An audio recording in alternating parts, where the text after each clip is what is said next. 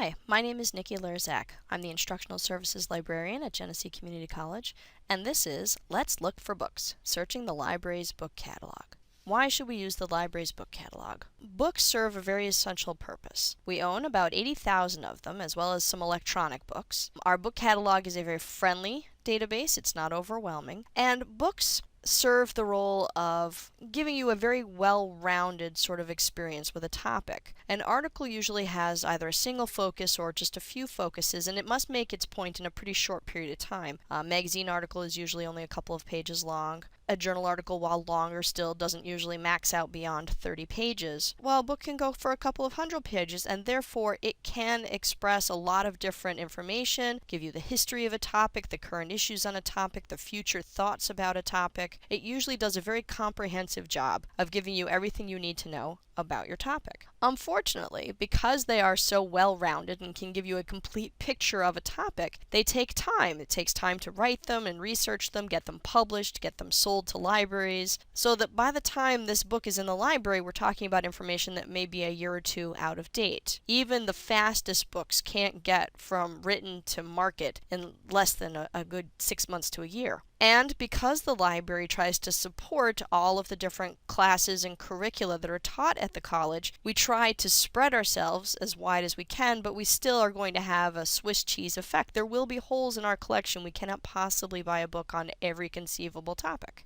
How do we search? Well, from the library's webpage, we are going to go to the library catalog. So here's the library homepage. From here, we're going to the library catalog. You can see library catalog is under Find Books and Media. And now when we get into the book catalog, you can see we've many possibilities, but we're going to talk today about the two that we've already learned with. If you watched our previous tutorial, you know all about subject and keyword searching. So you can see there are more. We aren't going to address all of those different kind of searches. Subject begins with, now I need something to search. Hopefully, before you get to this point, you've given the topic that you're going to search some thought. This is not the moment necessarily to start thinking those thoughts. You should have had them before you get here. We're going to take a quick step back and do just that. Here is our brainstorming. We are going to need to come up with a research topic or subject. I usually recommend that you come up with something that you like, something that is a topic you're interested in, assuming, of course, that you have that sort of choice. If you don't have any sort of choice over what topic you have to pick, that's not as much fun. But whenever possible, pick a topic that's personal. Make it personal to you. Think about your interests, your family, brothers, sisters, children, what sort of things are going on in their lives, pets. Maybe now's the perfect time to research how to house train a dog because you're thinking about getting one and you are supposed to research something. This is your time. So first thing you need to do is come up with a topic. And my topic is tattoos. This is a topic I like, I'm interested in it, I know a little bit about it. So that's what I've started with. As in our previous tutorial, we do mention the whole what happens if I don't have any other words to describe my tattoos and I type in tattoos and this database doesn't like it. It's good to stop and think, what are the related subjects? What are the similar words that will get you into the same sort of area? And for related subjects, when I think about tattoos, some of the things that come to mind are things like body art. Okay, that is related to tattoos. And I think, all right, what else is there? And I go, all right, there's body modification. Very similar, get me in the same area. But I have to think about this when I'm looking and thinking about these sort of general what other words are like tattoos or would help describe tattoos. They are bigger topics than just tattoos because body modification, besides having tattoos, is also going to have other things like piercing. Okay, piercing and tattoos are both part of body modification along with a variety of other things. So I've got my tattoos.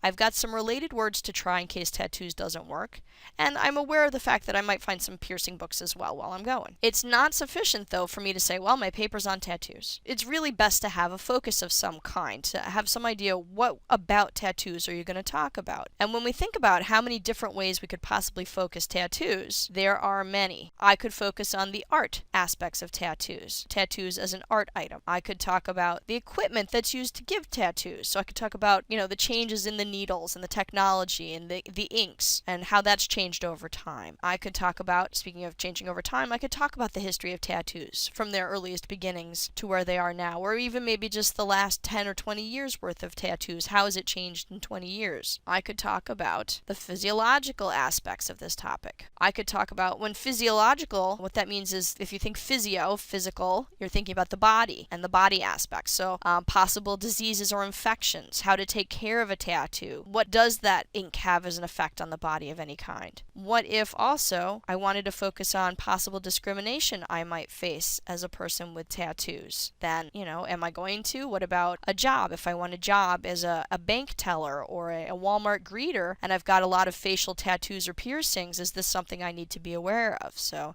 that's a good topic. These little dashes are just that they are parts of that bigger topic. So art is a focus of the tattoos. So these are specific focuses. The more of these sort of little dashes and words you've got, the more focused it is. So for instance, when I see something like discrimination, Batavia, Key Bank, Main Street, I can see that the more of these dashes I have, the more focused this topic is going to be. More of little sections means more focus, whereas just plain old discrimination was very general, but now discrimination in Batavia at the Key Bank on Main Street, very focused. So I've given this some thought, and now I'm ready to come up with my revised or my refined research statement, and I'm going to go with possible job discrimination faced by a person with tattoos, because I think that's a good one. I like that. But with most subjects, you want to remember to try to stay a little bit flexible. Just because I've decided this is my topic doesn't mean I'll have an easy time finding these materials. It's what I'm going to look for, and it's given me good words like job and discrimination and tattoos. These are the important words for me to remember as I'm looking at items that come back. If I don't see these words,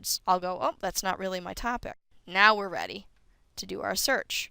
And subject begins with, my subject is tattoos, and I click on go. One of the other more challenging things about searching the library database is trying to understand what it is that the library database has handed you. So now I've got this screen and I can see tattooists, tau-sugs, and so on, all the way down here to the tax administration. I go, what is all this? This is not my tattoos. Although I came kind of close up here. And it is an alphabetical match. Libraries love alphabets. These are the things that we get when we look for our word. Our word would have been up here if it existed in our database. Our database doesn't know tattoos. It doesn't have anything on tattoos. And so I can go, oh, well, what a terrible database this is. The book catalog has nothing on my topic. Or I can take that couple minutes and go, all right, hold on, let's think about, I thought about other words. Maybe I need to try another word. But there's one other thing that's important to know about the book catalog. First off, I want to check to make sure my spelling is good. This is a big thing that stops a lot of people when they're doing searching is incorrect spelling or typos. So once you've verified that your spelling is correct, one of the things that we say to watch out for are endings. Library databases are very, very exact, and if I say tattoos and I don't match exactly, remember those subjects can be tricky to guess. I didn't guess it right. I'm thinking, okay, maybe tattoos is not the right, maybe it's just tattoo. And now, because I took off that ending, you can see that I find tattooing, tattooing, tattooing, and so on. So don't put plural endings on words because it will look for an exact match. Go with the very basic form of the word because you're much more likely to have an exact match. And now I can see that this database prefers to use the word tattooing.